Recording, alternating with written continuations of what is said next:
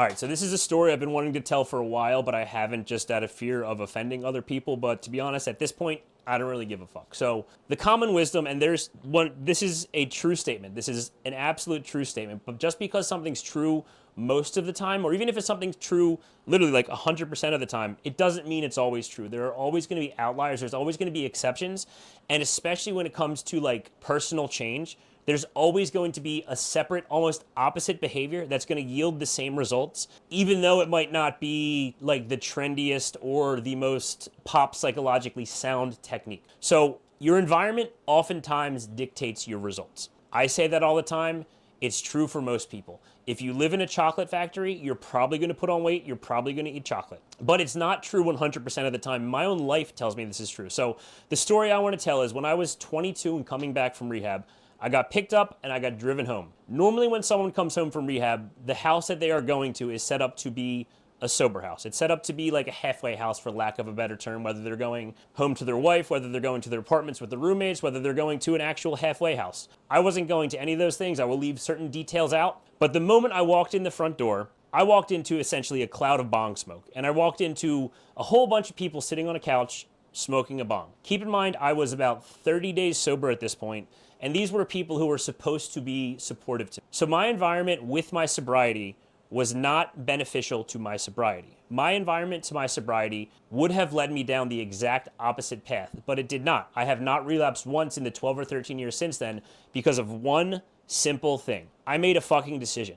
I made a decision at that point that I was not going to do that stuff anymore, and no matter what you did to me, I was not going to do anything mind-altering. I was not going to drink. I was not going to smoke weed. I was not going to snort Oxycontin. That was the decision I made. And because of that decision, I had extreme willpower, and I still do when it comes to narcotic things like that, for lack of a better term. History is full of stories like this. People with extraordinary willpower who just made a decision and said, fuck it.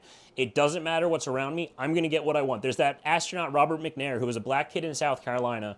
And in like the 50s, he was like 8 or 9 years old, went into the library, and the librarian threatened to call the cops if he didn't leave because he was black. He was a poor son of a sharecropper.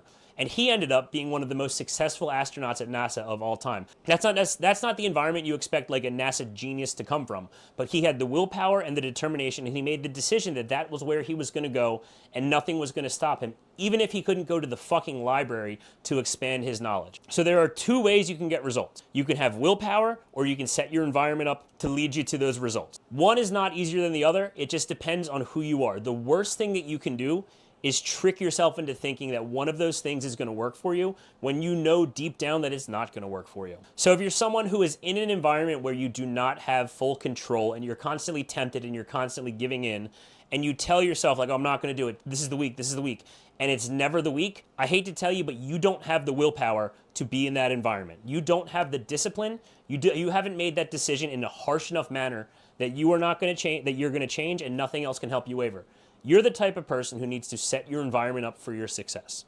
And that's not a bad thing. That just means that you can't lie to yourself about who you are and where you are. You need to change one of those two things in order to change. And that is really the whole crux and the whole beginning of personal development. You can change who you are, or you can change where you are. And both of those things will end up changing your behavior, which will lead you to be who you are. So your environment is not final, as long as you've made the decision and as long as you've made it strict enough to develop the willpower to resist the temptations of your environment.